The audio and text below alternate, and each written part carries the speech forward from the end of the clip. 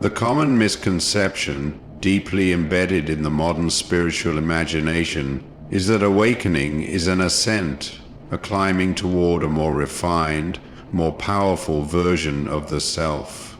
We are conditioned to believe that to awaken is to become a master, to rise above ignorance, to finally take possession of some supreme inner throne. But this is illusion, seductive and persistent. Awakening is not an elevation, it is a dissolution. It is not a triumph of the self, but its quiet and unceremonious extinction. The self that many seek to improve is not the eternal essential core, but a complex of identifications. I am this name, this profession, this role, these memories, these wounds, these hopes. This self is a mask, necessary perhaps for functioning in the world of form, but a mask nonetheless. An awakening tears away the mask, not to reveal a stronger identity beneath it, but to show that there was no fixed identity there at all. This process is not grand, it is not adorned with ecstasies and visions. More often it is slow, disorienting, and marked by a sense of vanishing. What vanishes is not life, but the one who claimed to be living it.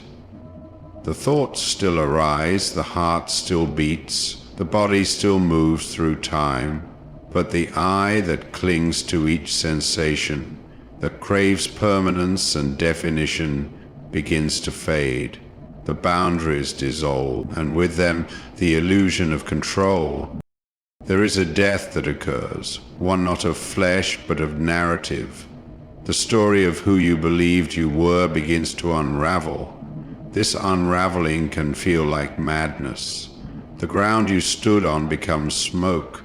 The meanings you fought for, the goals you staked your life on, the personal myth you inhabited, all of it begins to lose weight.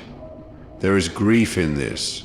We do not only grieve suffering when we awaken, we grieve the self that suffered. We grieve the protagonist of our internal novel, the one who strove to become something. Yet the one who awakens comes to see that this self was never more than a constellation of fragments, ideas, memories, and borrowed beliefs. Its dissolution is not a loss, but a return to the silent presence that existed before name, before language, before ambition. Not the self as we imagined it, but the vast space in which all things appear and disappear. To awaken, then, is not to be elevated above others, nor to wear the garb of spiritual superiority. It is to lose interest in such comparisons altogether. It is to cease measuring one's worth in relation to the world. And in that cessation something deeper stirs. Not a new identity, but the unnameable source from which identity once sprang. This is not the glorification of emptiness. It is the recognition that only in the absence of the false self can the truth of being shine through. But beware, it does not resemble anything the ego would celebrate, and that is precisely the point. The ego is often misunderstood as a villain to be slain, a distortion to be purged. But it is not malicious, it is functional. It is the architect of ambition, the engineer of achievement, the narrator of the life we believe we are living. It gives shape to purpose, direction to desire, and urgency to every personal goal. It whispers, become, and so we strive. We build careers, chase success, pursue love, create legacies. All these movements are energized by the ego's fundamental belief that who we are now is not enough, and who we might become is worth every sacrifice. When the ego dissolves, as it inevitably does in the deep current of awakening, that propulsion is stripped away. The voice that once drove us forward, hungry, anxious, hopeful, falls silent. The drive to become collapses, because there is no longer anyone left to become anything. There is only being, vast and undirected. Without the ego's organizing principle, without its need to define and conquer, conventional motivation withers, not because one becomes lazy or disinterested, but because the foundational illusion of separateness no longer sustains the game. Motivation, in its conventional sense, depends on lack. We are trained to set goals based on perceived insufficiencies. More wealth, greater recognition, deeper fulfillment. Each of these is a mirror reflecting back the ego's need to assert itself, to make its mark, to prove its worth, to avoid its feared disappearance. Remove the ego, and the reflection vanishes. What remains no longer seeks, it sees. This is not nihilism, it is liberation. But it is also disorientation. In the absence of egoic motivation, one does not necessarily know how to move in the world. The internal compass, calibrated by competition, comparison, and desire, no longer spins. The old questions lose meaning. What should I do with my life? How can I be successful? What legacy will I leave behind? These are the questions of a self that wants to be remembered, a self that clings to continuity. The awakened individual, no longer bound to such questions, does not cease to act, but the action becomes untethered from outcome. Creation may still arise, but not from hunger. Compassion may still express itself, but not from duty. One may still work, speak, build, or even struggle, but the why behind the doing becomes ineffable. There is no longer a ladder to climb, no trophy to win. There is only the unfolding of life and a quiet presence within it. And yet, to the unawakened eye, this can appear as stagnation or detachment, because so much of what is praised in this world, ambition, drive, relentless forward motion, is rooted in egoic identity. When that identity dissolves, one does not become passive but transparent. The flame of striving flickers out, and in its place remains a calm, unflickering light, a light that needs no fuel, no reward, no applause, only space in which to shine. Enlightenment, in its essence, is not an attainment, it is an erasure. It is not the culmination of personal growth, but the disappearance of the very idea of a person who needs to grow.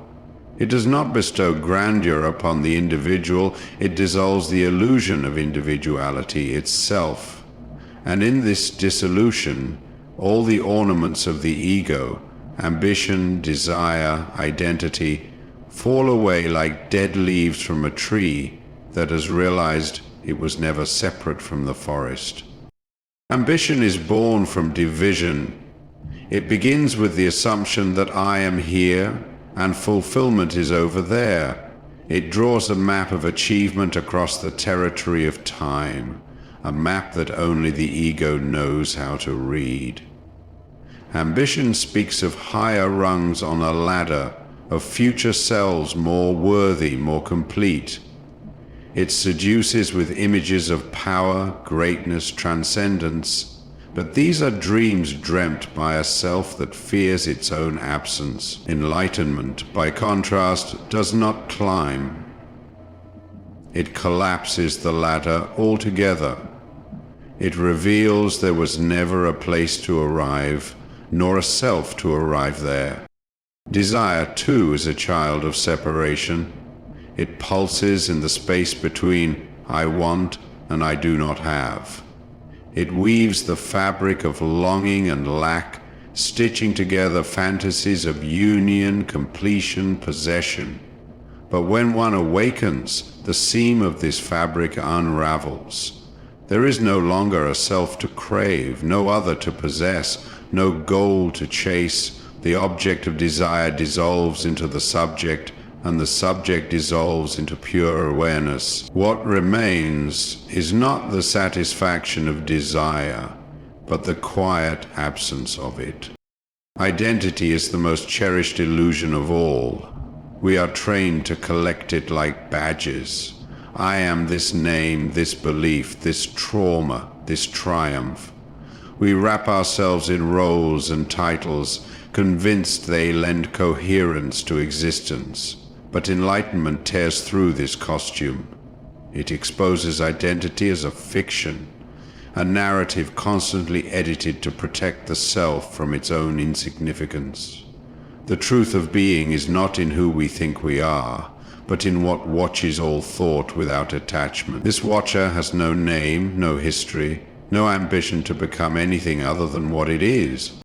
The stripping away of ambition, desire, and identity is not a violent act. It is a melting. It occurs not through force, but through the gentle flame of insight. And what is revealed in this melting is not a higher self, but no self, a spaciousness that cannot be possessed, only lived. This is not an emptiness to be feared, it is the absence of illusion. And in that absence, peace arises, not as a goal achieved, but as a natural state, uncovered. True enlightenment does not fulfill the ego's fantasies. It renders them meaningless. It does not complete the story, it ends it. And in that ending, something nameless begins, not as a person, but as presence itself. Motivation, as it appears in the lives of most, is not the pure flame of inspiration, it is the flickering torch of lack. It rises not from fullness, but from fracture. At its core lies an illusion so deeply embedded in the psyche that it goes unnoticed. The belief that something essential is missing, and that we must act to retrieve it. We imagine ourselves as incomplete, as fragments cut off from wholeness. And from this illusion arises the restless striving we call motivation. This sense of deficiency is not a simple awareness of needs, but a metaphysical wound. We are born into a world that tells us we are separate from others, from nature, from meaning itself. We are taught to believe that fulfillment lies outside of us, in possessions, achievements, or in the approval of others. And so we begin the long chase. We pursue status, wealth, knowledge, relationships, not for their own sake, but to fill the imagined void within. The more we chase, the more real the deficiency seems. It is a self-perpetuating hunger. Separation intensifies the drive. If I believe I am fundamentally cut off from the whole, then my efforts must be directed toward reunion. But because the belief itself is false, every attempt to bridge the gap only reinforces the illusion that the gap exists. Motivation becomes a kind of spiritual dizziness, a turning away from being into endless becoming. We are compelled to act not from clarity, but from confusion, not from essence, but from fear. This is the great deception. The very energy that drives us forward is rooted in the fantasy that we are behind. The very impulse to improve arises from the belief that we are insufficient. And so we live not in presence, but in projection. We orient our lives around what we lack rather than what we are. In this mode, motivation is not a creative force.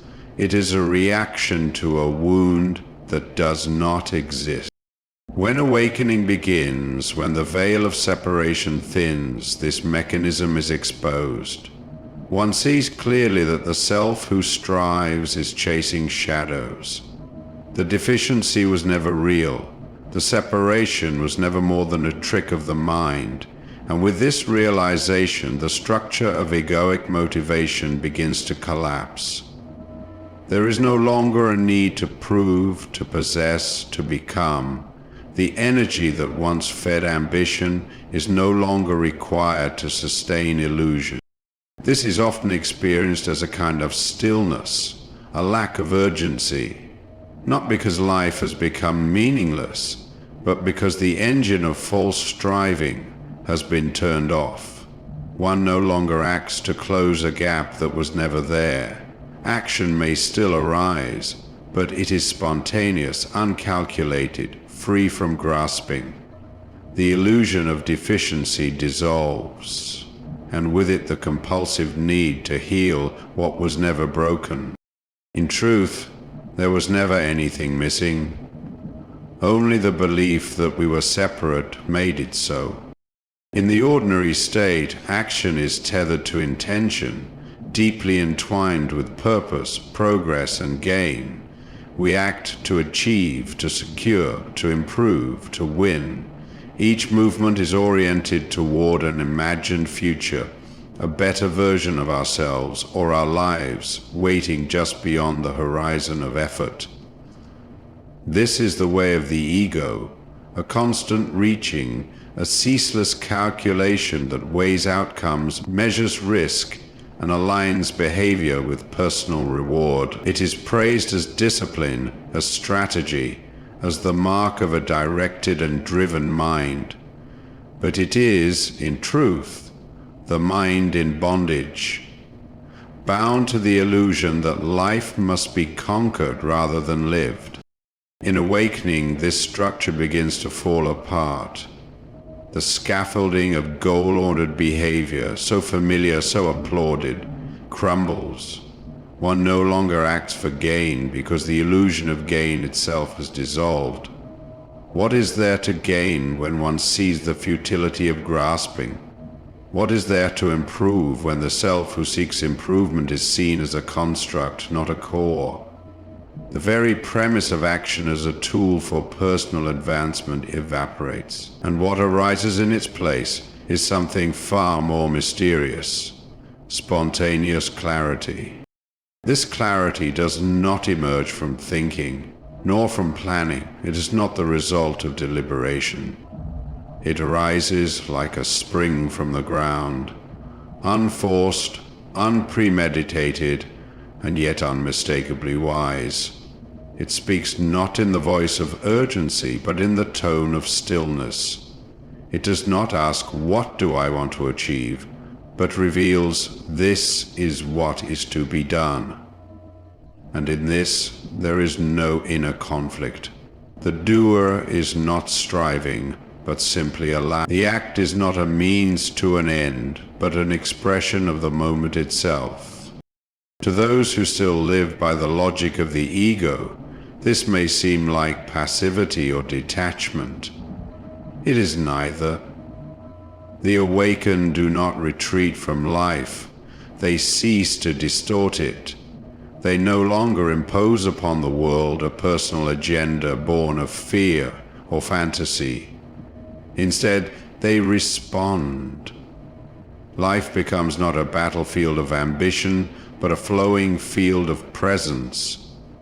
Action then becomes art, not strategy. In this way, purpose dissolves not into meaninglessness, but into immediacy. The clarity that moves the awakened is inseparable from the moment. There is no story of personal triumph guiding the hand, only the deep current of truth, moving silently through the soul like a river through the earth. Nothing is claimed, and yet everything is lived. This is not a renunciation of responsibility. It is the end of inner conflict.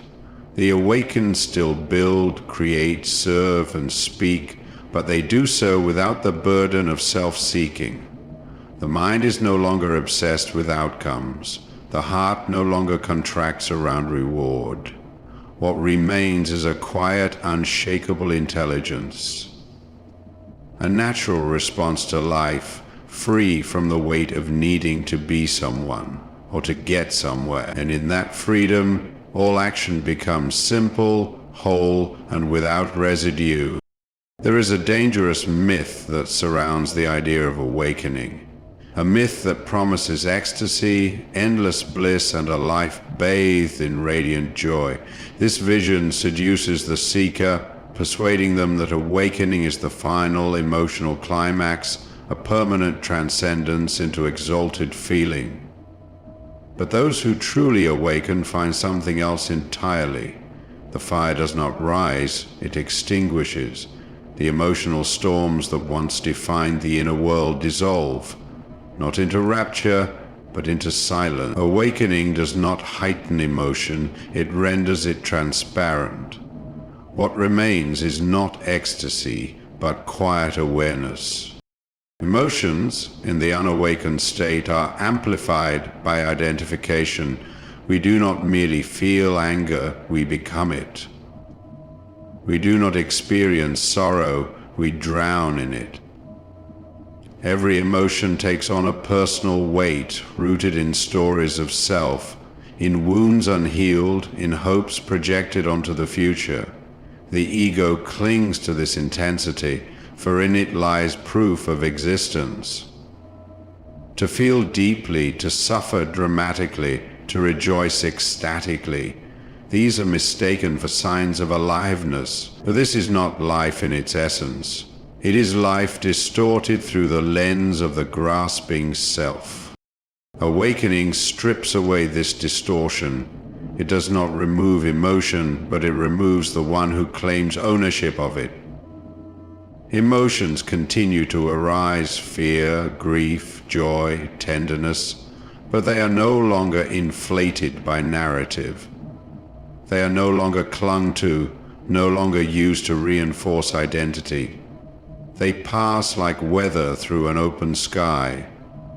The awakened no longer ask, "Why do I feel this?" or "What does this say about me?" Because the me around which emotion once orbited has vanished. In its place, there is only observation, a calm, spacious awareness that watches each feeling arise, peak, and fall without resistance. This awareness is not cold, it is vast. It is not detached, but free. There is no longer the compulsion to amplify feeling in order to feel real. The silence within is no longer threatening. It is the ground of being.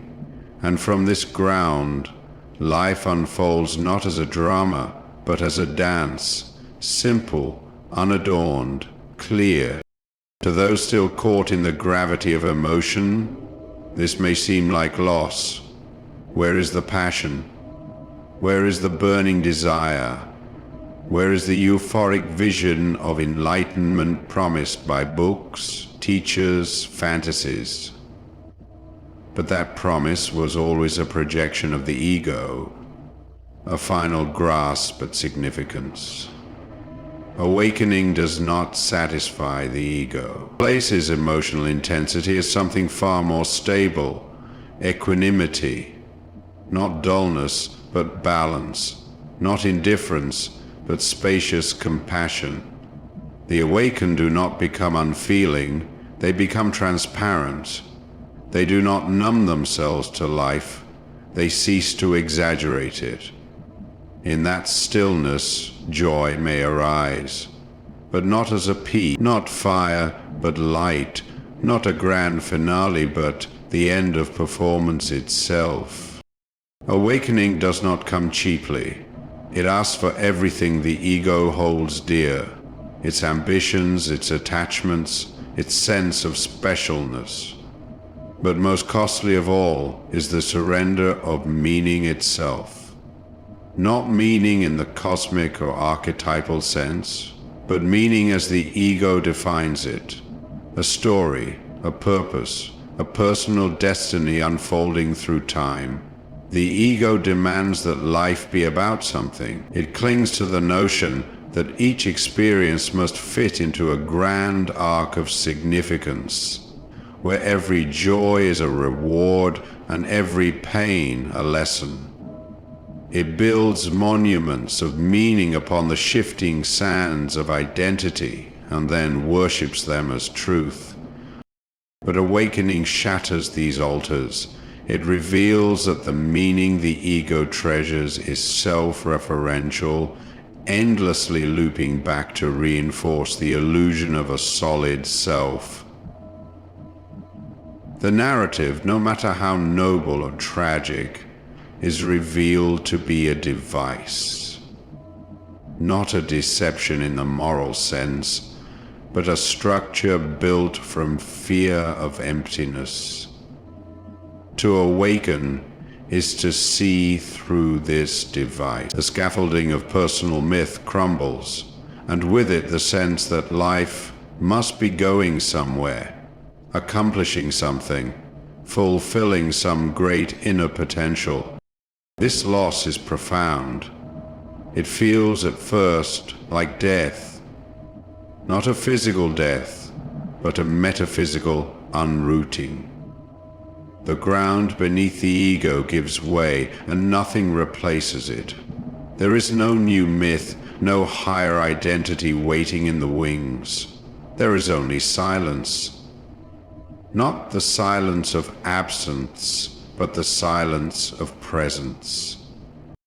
To the unawakened mind, this seems bleak, even nihilistic. What is life without personal meaning, without goals, without a self to celebrate its victories or mourn its losses? But this question only arises within the ego's framework.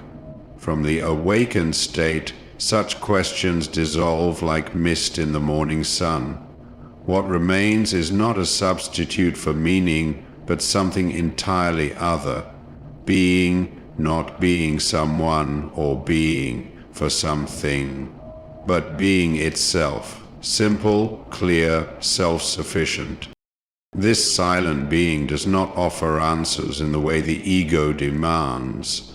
It does not satisfy the hunger for significance, because that hunger no longer exists. There is no longer a self at the center of experience that needs the world to mirror its worth. Instead, there is a quiet participation in life, without commentary or interpretation. The rain falls, the bird sings, the breath rises and falls, and that is enough. The price, then, is everything that once made life seem meaningful to the separate self. The gain is the end of separation. No longer is one a character in a story. One becomes the page on which the story is written, and in time, even the page dissolves into the awareness that reads it. What remains is not empty but whole, not narrative but presence, not meaning but truth. And in that truth, the one who sought awakening is no longer found. And so the journey ends, not in triumph, but in stillness, not in the arrival of a perfected self, but in the quiet vanishing of the one who sought perfection. What remains is not the echo of achievement, but the clarity of what has always been here, awareness untouched by striving, existence free of name or form. The hidden price of awakening is steep. It asks for the death of the personal narrative, the surrender of every reason to act, to want, to become. But in what is given up, nothing of truth is lost. What falls away was illusion. What remains is life itself, unfiltered, unmeasured, and whole. Not driven, not desired, not defined, simply lived.